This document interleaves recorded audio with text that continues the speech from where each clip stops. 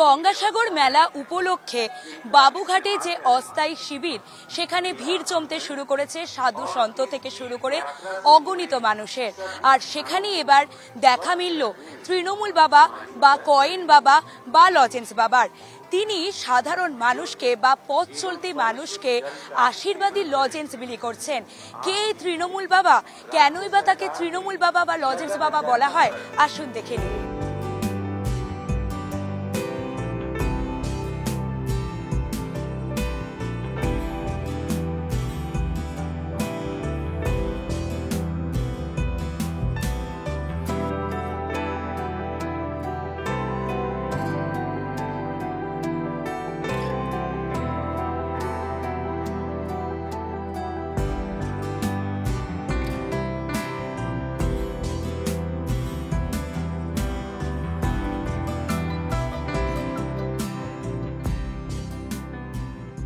আপনি সবাইকে লজেন্স দিচ্ছেন কেন? এটা তো লজেন্স না, এটা হচ্ছে আশীর্বাদ।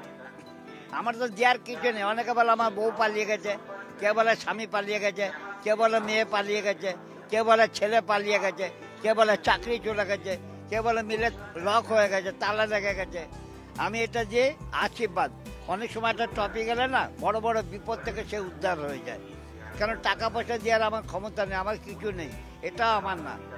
যেই আছে সেই বলে একটা মালা দেবা, এ তো মালা না, জ্বালা। আপনাকে তৃণমূল বাবাও বলা হয় কেন? আজকে মমতা বন্দ্যোপাধ্যায়কে লোহার আংটি দিয়েছে কেন? তার যাতে শনির দশা কাটে। শনি আমাদের সবার মধ্যে বিরাজ করে, শনি হচ্ছে ন্যায়ের প্রতীক।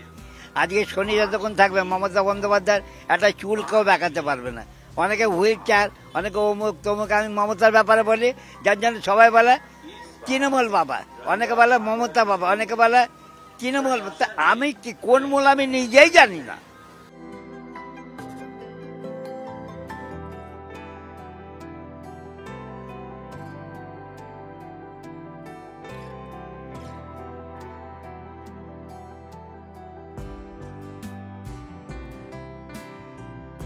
মুখ্যমন্ত্রী মমতা বন্দ্যোপাধ্যায়কে লোহার আংটি দিয়েছিলেন এই তৃণমূল বাবা।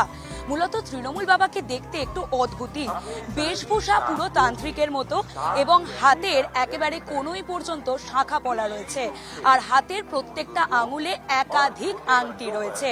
আর এই তৃণমূল বাবার আসল নাম হচ্ছে শনি মহারাজ। ক্যামেরায় জয়দীপের সঙ্গে সুকৃতির রিপোর্ট, NKTV বাংলা।